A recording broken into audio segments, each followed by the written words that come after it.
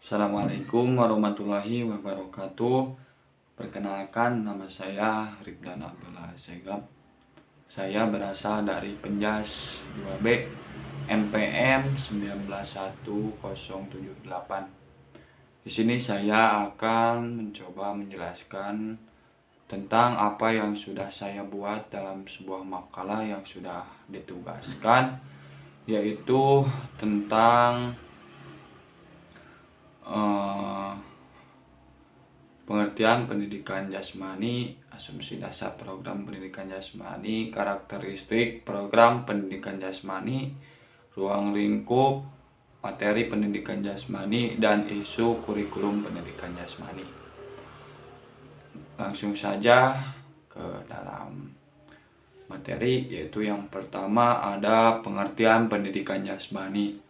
Pendidikan jasmani merupakan bagian integral dari sistem pendidikan nasional yang memanfaatkan aktivitas jasmani dan direncanakan secara sistematik untuk bertujuan meningkatkan individu secara organik,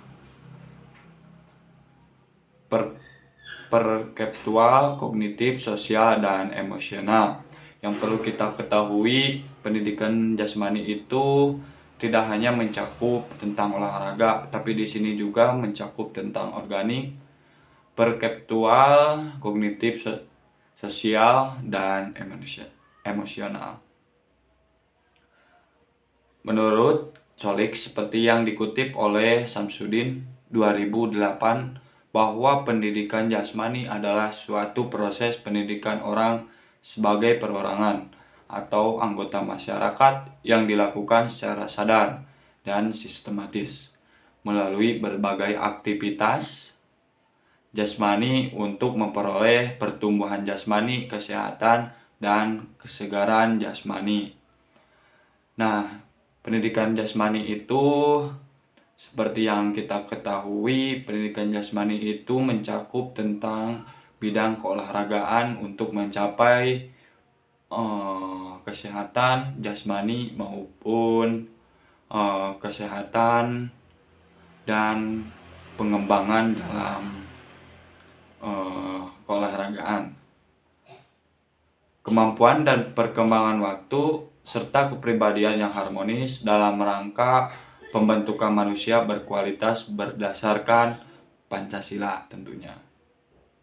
Yang kedua yaitu ada asumsi dasar program pendidikan jasmani. Program dan penyelenggaraan program pendidikan jasmani hendaknya mencerminkan asumsi dasar program pendidikan jasmani, yaitu yang ditemukan oleh Suherman dan Muhendra, bahwa 3 asumsi dasar program pendidikan jasmani yang meliputi 1. Program pendidikan jasmani dan program olahraga mempunyai tujuan berbeda. Jadi pendidikan jasmani dan keolahragaan itu mempunyai tujuan yang berbeda. Dan kedua, ada anak-anak bukanlah manipulator orang dewasa. Yang ketiga, anak-anak yang kita ajar bukanlah untuk dewasa sekarang. Yang selanjutnya ada karakteristik pendidikan jasmani. Maksud saja karakteristik program pendidikan jasmani. Terkait dengan asumsi dasar di atas, ada 2 pedoman yang sering digunakan untuk dapat mencerminkan asumsi dasar tersebut, antara lain adalah prinsip developmental appropriateness atau DAV dan instructionality appropriate atau IAV. Ya, kurang lebih seperti itu. Dan yang selanjutnya ada ruang lingkup pendidikan jasmani. Menurut BNSP 2006, ruang lingkup mata pembelajaran pendidikan jasmani, olahraga, dan kesehatan adalah sebagian berikut. Yang pertama ada permainan dan olahraga. Jadi permainan yang meliputi dengan olahraga seperti permainan tradisional, permainan eksplorasi gerak seperti itu. Yang kedua ada aktivitas pengembangan. Contohnya seperti mekanika sikap tubuh, komponen dalam kebugaran jasmani. Yang ketiga juga ada aktivitas senam.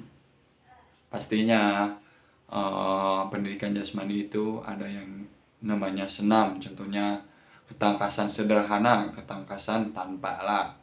Yang keempat ada aktivitas ritmik, yaitu mengikuti gerak bebas, senam pagi, SKJ, dan senam aerobik pastinya.